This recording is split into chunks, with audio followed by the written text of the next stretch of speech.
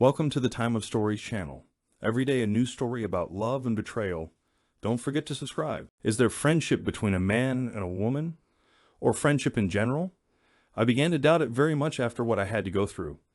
The closest people of my childhood brazenly betrayed me and tried to convince me otherwise until the last moment. It hurt me a lot, and I got my revenge and hit the nail on the head. Hollis Thomas sat by the small pool in his backyard, observing his wife Tiffany and their closest friend frolicking in the waves of the Gulf of Mexico. In the past, as he watched them enjoy themselves in the surf, he would also take pride in their surroundings, reflecting on how they had realized their childhood dreams. They had escaped the harsh winters of their hometown in the cold north, and were now living the dream in sunny Florida. However, on this particular day, he wasn't focused on their journey from their hometown to this paradise. Instead, as he watched the couple play, he felt a wave of upset wash over him as he recalled rumors that had circulated since high school, persisting to the present. He disregarded the pleasant setting and honed in on what was truly happening in the water and sand.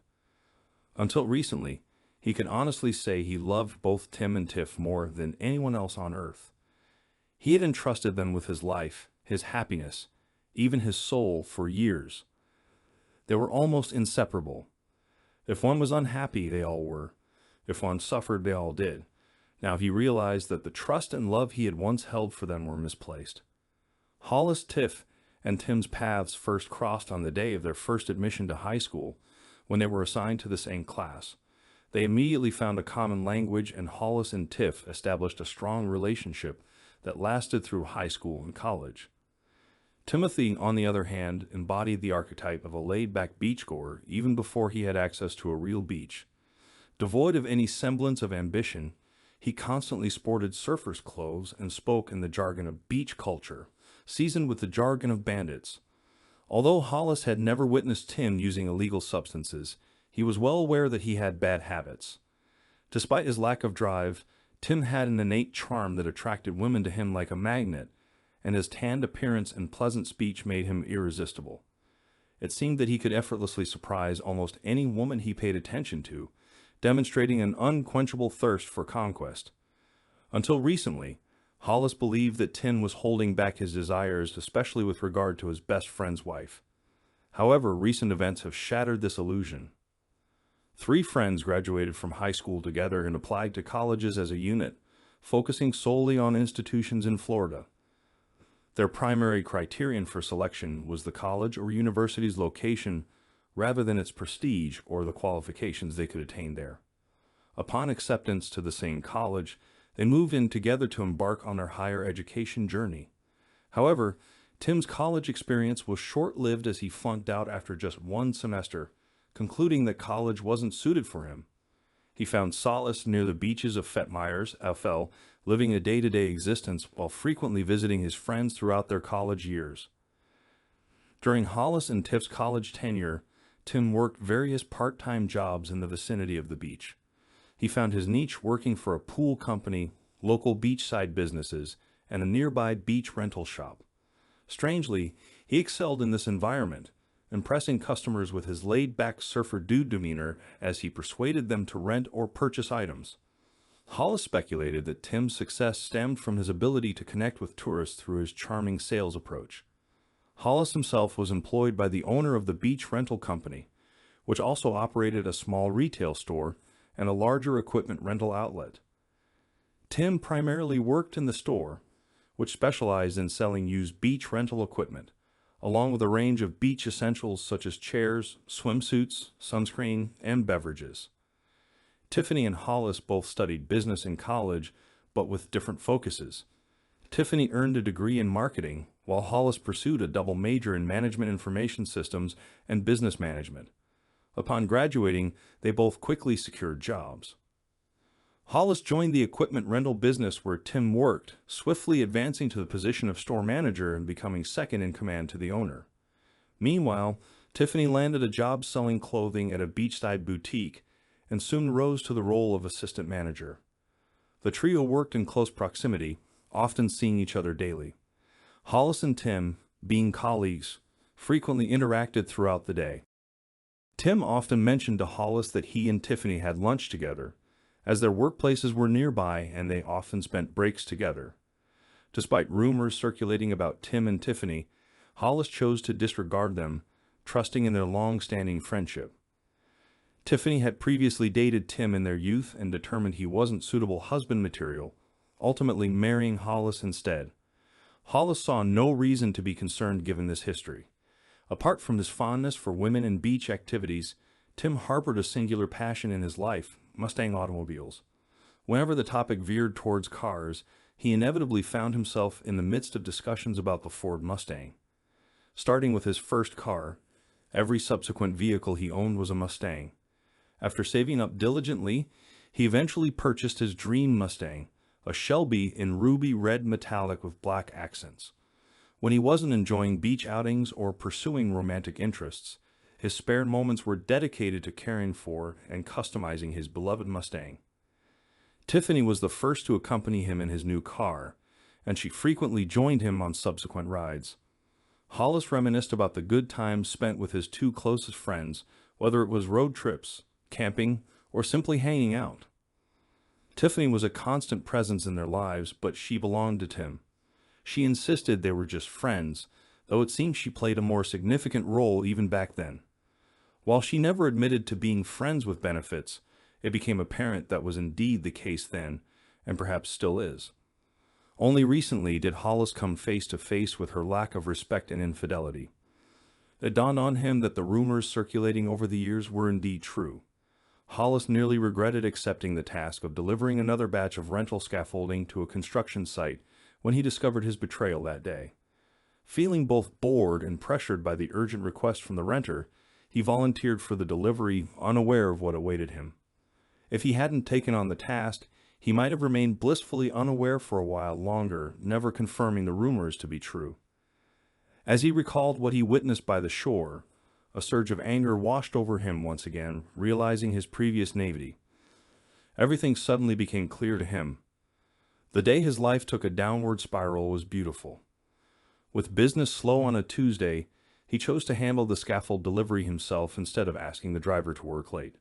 This decision saved on overtime and pleased a customer, appearing to be a win-win situation at the time. Little did he know it would lead to his downfall.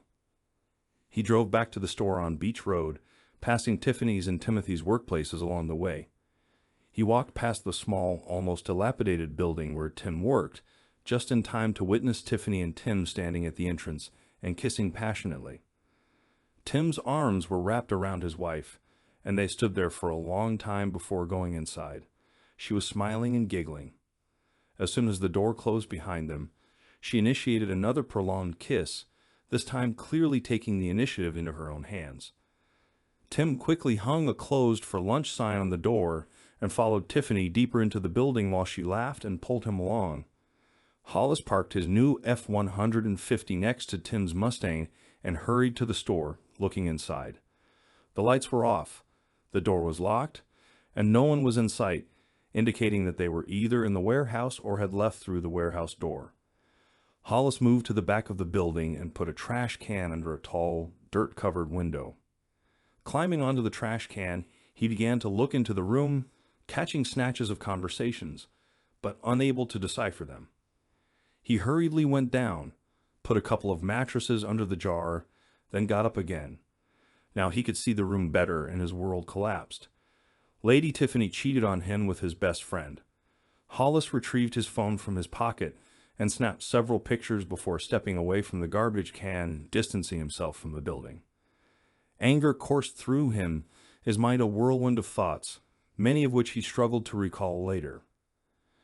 He felt devastated, shattered, adrift, as if his once perfect life had crumbled in mere moments on what should have been a glorious day. Upon his return to work, his boss sensed his distress, but Hollis rebuffed any attempts at discussion. All he would offer was, "I've come to realize that things aren't always as they seem or as we believe them to be. Today I discovered I was mistaken about something I thought I knew. Now I have to reassess my entire perspective on life." Hollis snapped out of his thoughts about the past week and kept his eyes on his unfaithful wife and former best friend, now entwined in the waves, betraying him. Tears welled in his eyes as he heard Tiffany's gleeful cries and Tim's hearty laughter. He observed, strategized, then abandoned his plans only to form new ones. Amidst his contemplation, he surveyed the house and yard, realizing he'd missed this place profoundly, perhaps even more than he'd missed Timothy, and almost as much as he'd missed Tiffany. Thankfully, their loss would only be the rental. He found solace in the fact that they hadn't saved enough for a down payment and opted for a lease-to-own agreement. Hollis was still mulling over his thoughts when a radiant Tiffany dashed back into the yard, hand in hand with Tim, pulling him along. She giggled and flirted, qualities that had initially attracted Hollis to her years ago. He adored her lively demeanor, her unwavering good humor, and affectionate nature.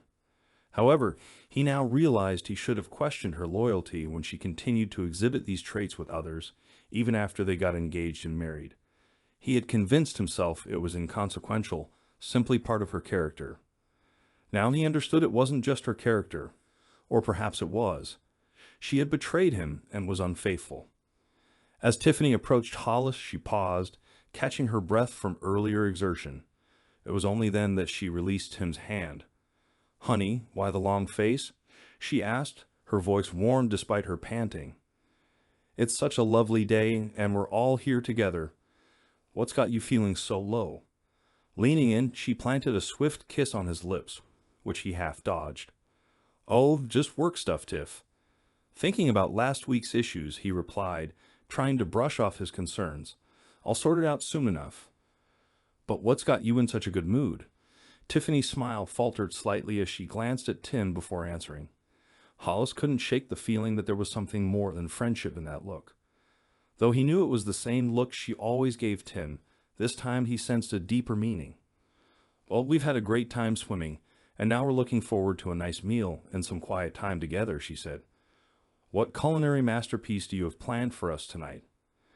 "Oh, am I once again the chosen cook for the group today? It seems like I often find myself in that role. I end up cooking even when we gather at Tim's place.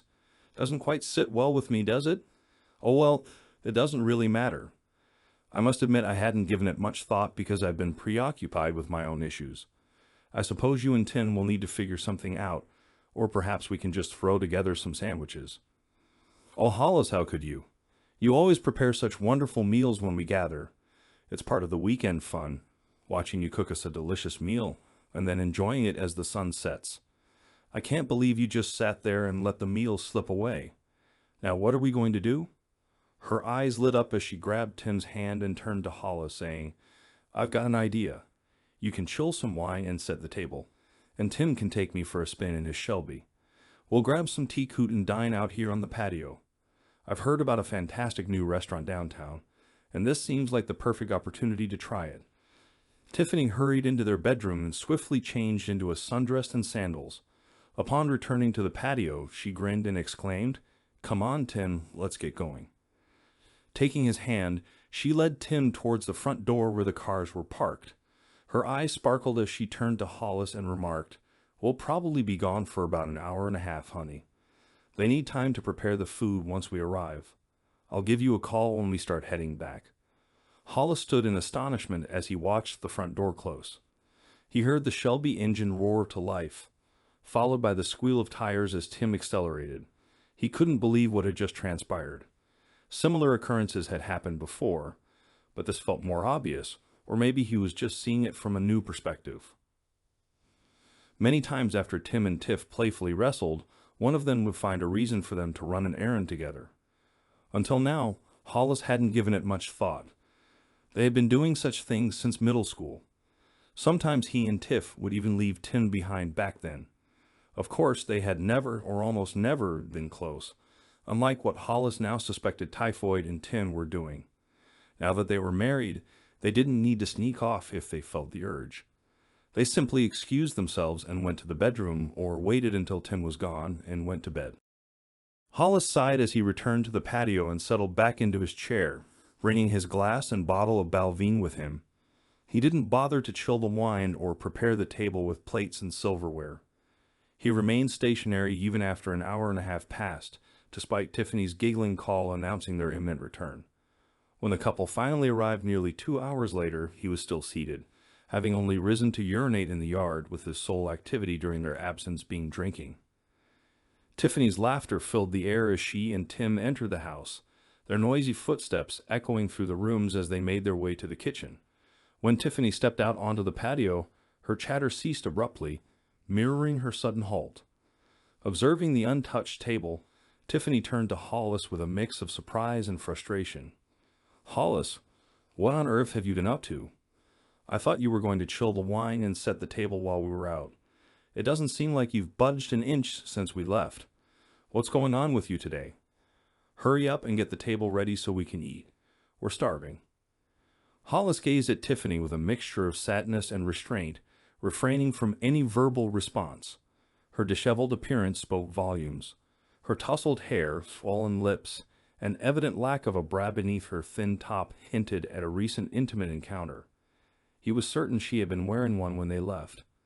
However, when they went to get a takeaway, her usually polite behavior was replaced by one that suggested recent violent activity, or to be more precise, treason. Tiffany paid no heed to Hollis' somber expression. Instead, she continued to chastise him for not being prepared to eat upon their return. Meanwhile, as she directed her frustration towards Hollis, Tim silently placed the meal on the table, avoiding eye contact. Hollis surveyed them both before silently rising and retreating to the kitchen. Upon his return, he only carried his own plate and utensils, swiftly serving himself before Tiffany stormed back into the house to retrieve plates and cutlery for herself and Tim. Once more she criticized him for failing to set the table for all of them. Hollis glanced up at her and replied, "Listen, I'm exhausted and starving.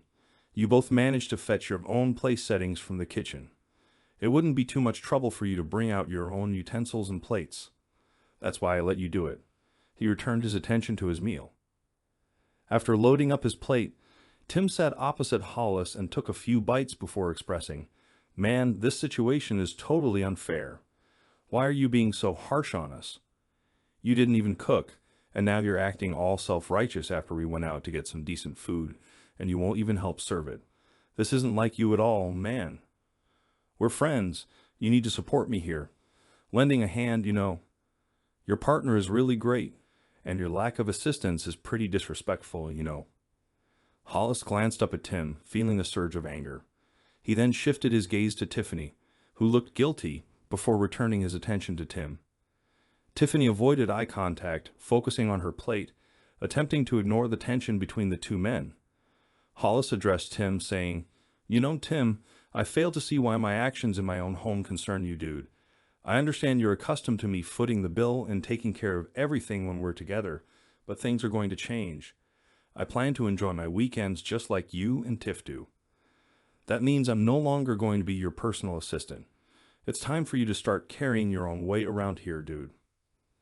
Tiffany let out a surprised gasp and glanced up at Hollis.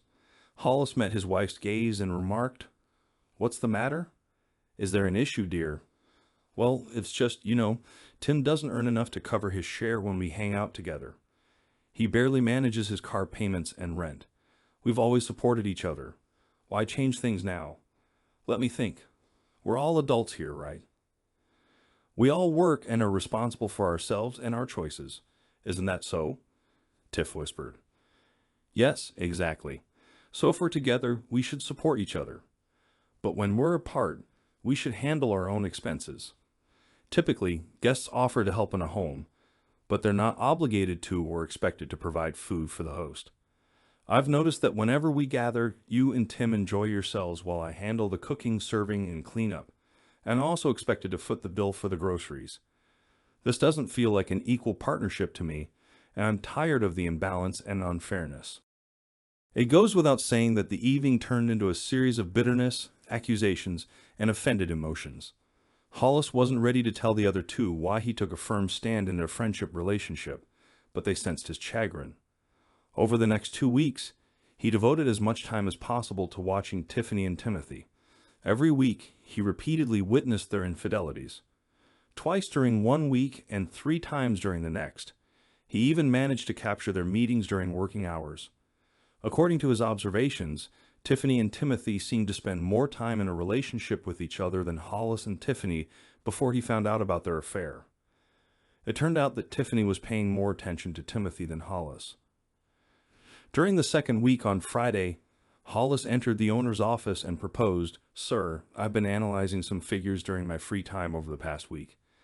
I believe we have the potential to significantly boost profits by shutting down the store and beach rental unit and letting Tim go."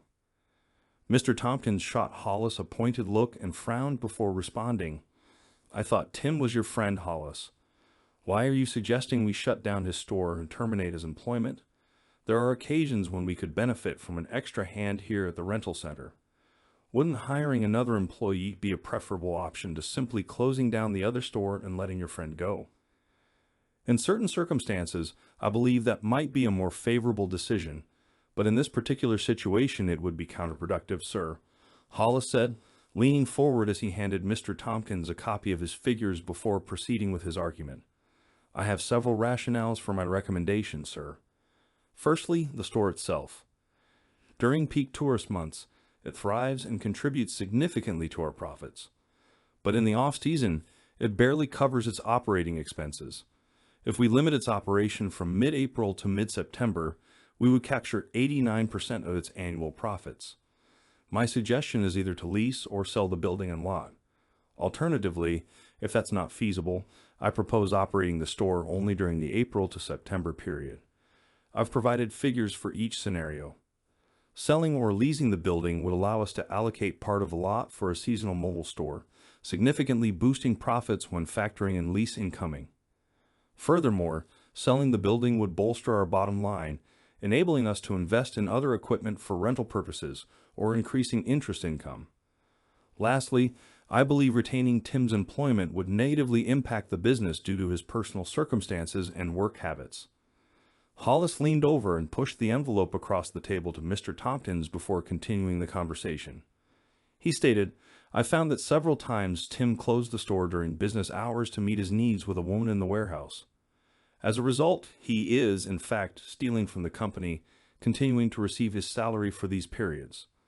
Over the past 2 weeks, I have recorded 7 similar incidents when the store was closed for almost an hour in the late afternoon. These closures took place outside of their scheduled lunch break. These unauthorized closures have had a negative impact on the business due to potential lost sales and rentals that remain unknown. Furthermore, I cannot continue to work with him. Sir, I'm not issuing an ultimatum, but if he remains employed, I will seek employment elsewhere." "What? I can't believe you say that. You, Tim, and Tiffany have been friends. No, more than friends for most of your lives." "Yeah, I guess we were, at least on the surface. I've recently realized things aren't as I thought. Tim isn't truly my friend, and Tiffany won't be my wife much longer. The contents of this envelope explain why I'm saying these things, sir." Mr. Tompkins frowned and opened the envelope after giving Hollis a hard look. When he saw the first picture, he sharply inhaled. He quickly glanced at the other pictures, then looked up at Hollis. "Son, I'm at a loss for words. I understand your reluctance to work with Tim. I even understand your doubts about Tiffany remaining your wife for much longer. What perplexes me, though, is your decision to shut down the beach rental business. I can't help but wonder if it's a wise business move or simply an act of retaliation. According to my analysis, the store only yields marginal profits annually, and the capital tied up in it could be more effectively utilized elsewhere." The accounting firm supporting Hollis' evaluation of the beachfront property actually presented even more severe figures than Hollis did. When all factors were considered, the business of ongoing operations resulted in a net loss due to Hollis' oversight of depreciation and insurance in his calculations. With the store closed and Tim terminated, Hollis took action on the day of his dismissal by instructing his attorney to serve divorce papers to Tiffany. He spent the morning relocating from their rented house to a nearby apartment, conveniently close to his workplace. Despite being back at work in the store, he reluctantly answered a call from Tiffany, feeling the need to address the impending conversation. He felt a knot in his stomach as he greeted Tiffany. "Hey, Tiffany, what's up?" Anticipating her to launch into a tirade about the divorce, he was surprised when she instead questioned, "Were you aware of what's happening? Why didn't you inform us that Brad, Mr. Tompkins, was going to shut down the beachfront store and let go of Tim? I thought we were all close. How could you allow this? Couldn't you have persuaded him to relocate Tim to your workplace? Tim was already struggling with rent and car payments before, and now he's left with nothing. I've offered him to stay with us until he gets back on his feet. Can you leave work early and assist him with moving? No, I don't think so. Mr. Tompkins and I have visited the store several times during operating hours only to find it closed. Tim was nowhere in sight. The store was barely breaking even, so he made the decision to close it. As for helping Tim move, that's out of the question. I have to leave now. Around 30 minutes later, Tiffany called again. This time, Hollis picked up the phone reluctantly, regretting it immediately. As soon as Tiffany heard his voice, she erupted into screams. Hollis, how could you? Did you get Tim fired? And now you're divorcing me. How could you do this? We've been together for so long and suddenly you're just cutting us out of your life. Just like that. Well, Tiff, how could you betray me? How could you be with Tim and not expect me to leave both him and you? What made you think that? Maybe because I have photos of you and Tim together. Maybe because I saw you kissing him and letting him touch you. Maybe that's why I thought you were cheating on me. Hollis, I've never slept with anyone, not once. Then what did you do when Tim was with you? Wasn't that what I think it was and what the evidence shows? Well, I guess that's one way to see it, but I'd rather believe we were expressing our love just as you and I do. Oh, Hollis, how could you? Hollis, I thought you understood. It's always been just us, the three of us. We've always been together, you know that. You've known since grade school that I've loved you both deeply. You've both confessed your love for us. To me, and to each other. You've always known that Tim and I share something special, just like you and I do. You're not seriously considering divorcing me because of Tim, are you? I love you. I love Tim too. I've always known I would be married to you. Time is essential for our happiness, and we are essential for his. If you loved him enough to be intimate with him, why did you marry me? Well, you were more stable. You can provide better support for the children when we have them. Tim can't even afford his own expenses, but he's special. The three of us make a great team and will be wonderful with the children when they come. Tim can impart life lessons and love for life to them. I can nurture and care for them, and you can instill in them responsibility and a strong work ethic. Don't you see? What we have creates a perfect unit. When Tim falls short financially, you can cover it, and we all live better, just like we do now. No, Tiffany, I don't see. I guess I never truly saw what was really happening. Goodbye, Tiffany. Hollis slammed the phone down and stood there, seething. He was so angry he was trembling, his face flushed red. She had practically admitted to having been involved with both of them all along, even using their joint income to help pay Tim's bills. Damn, how could he have been so mistaken, so oblivious? No wonder Tiffany immediately offered Tim to move in with her after their divorce. However, Tim still had difficulty paying for the car. 2 months later, he walked into the store late at night. Hollis, intending to kick him out, approached him at the door. Before Hollis could speak, Tim pleaded, "Hey, you have to help me, man. They're threatening to take my car away from me. I can't let that happen. Tiff paid last month, but now we're broke. Can you lend me some cash, dude?" What? You're sleeping with my wife? Proving that you've never been my friend, and now you have the nerve to come here and ask for money for your car. Get out of here quickly. Hey, dude, what kind of hostility? Yes, I slept with your wife, but you also slept with mine. It was like she was with both of us, you know. We decided you didn't mind, but now the situation has changed. We've always been friends and had each other's backs. I really need your help right now, man. We can discuss all these issues later. Hollis smiled and suggested, maybe I can assist you with this, Tim. Let me finish my shift, and then we can head to your bank and sort this out. Upon arriving at the bank where Tim's car loan was held, they requested to speak with a loan officer. Once seated, Hollis explained the situation, saying, I understand you have the loan for Tim Redding's Mustang. He's fallen behind, and you're considering repossession. I'm willing to take over the payments to prevent that. Would that be acceptable? The loan officer hesitated, prompting Tim to interject, Hold up. I never said I was giving up my car, man. I just need a loan to cover the payments. Let me clarify, Tim. I am simply transferring the loan and car into my name so I can manage the payments and resolve this matter. I'll take care of the bills and you won't have to worry about credit issues. Tim relaxed and agreed, saying, "Additionally, I can handle the paperwork for the new title request to be submitted to the state. Let me fill out a few forms and gather some signatures and we'll sort everything out." With that, she swiftly headed to a storage room for the necessary documents. After she left, Tim sat up and turned to Hollis, asking, "What's up with changing the title to your name, man? I can't afford to lose my ride." "Relax, Tim.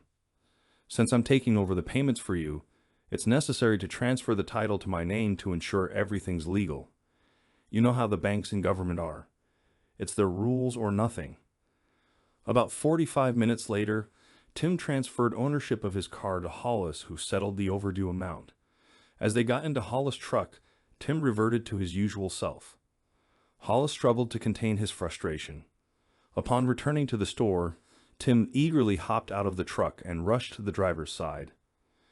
Grinning, he suggested, "Hey, I got a great plant yesterday.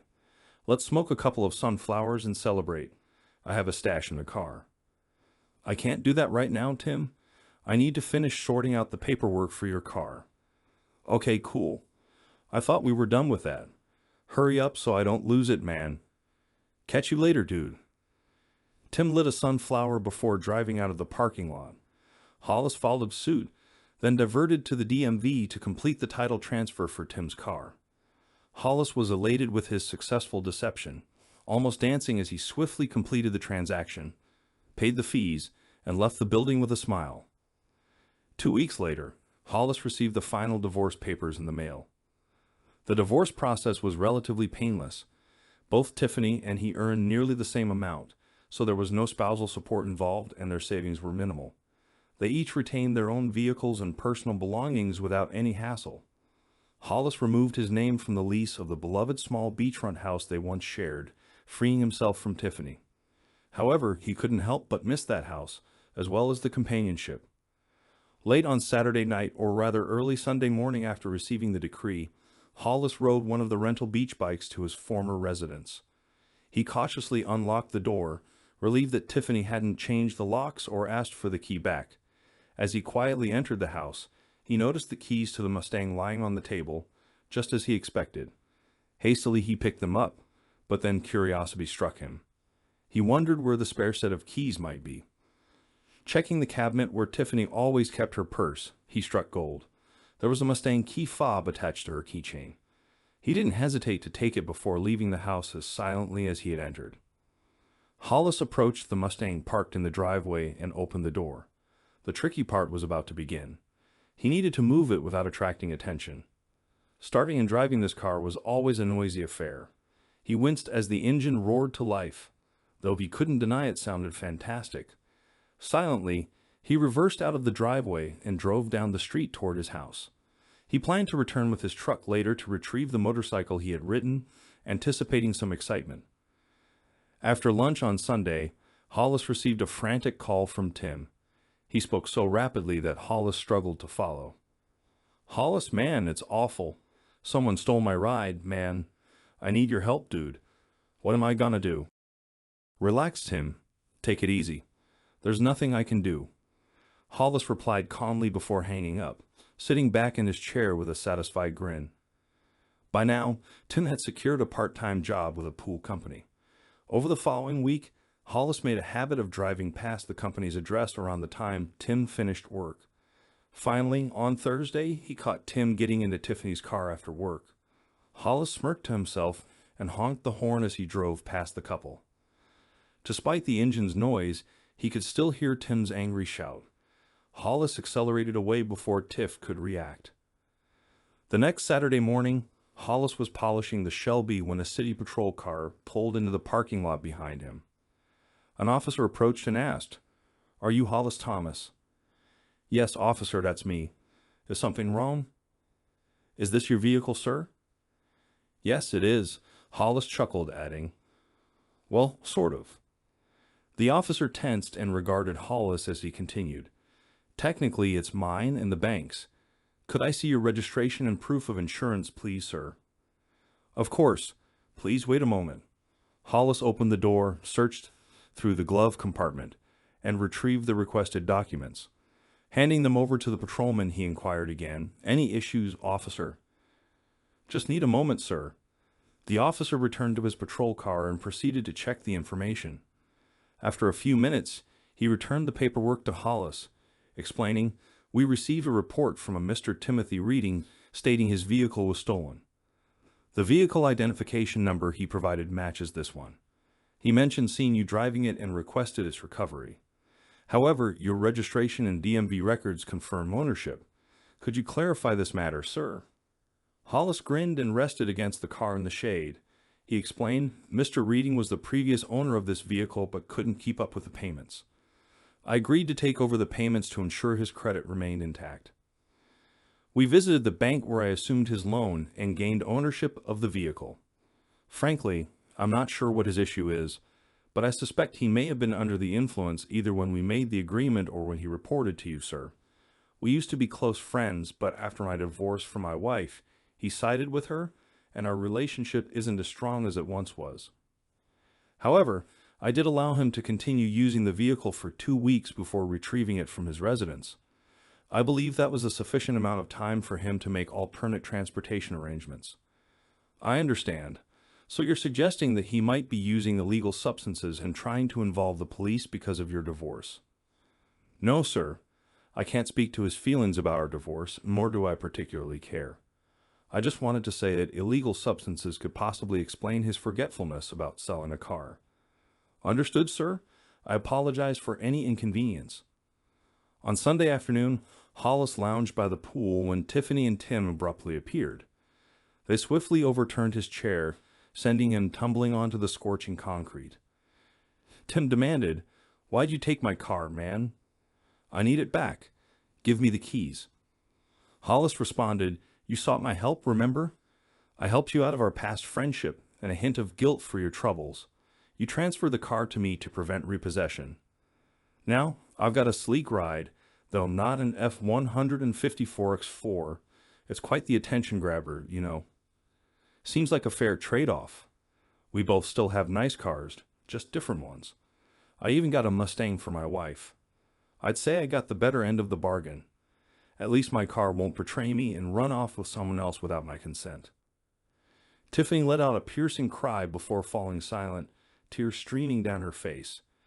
Tim glanced at Hollis briefly, remarking, "That's really harsh, man." Hollis met their gaze and replied, "That's just how it is. Now leave before I involve the authorities. I don't want either of you around here anymore."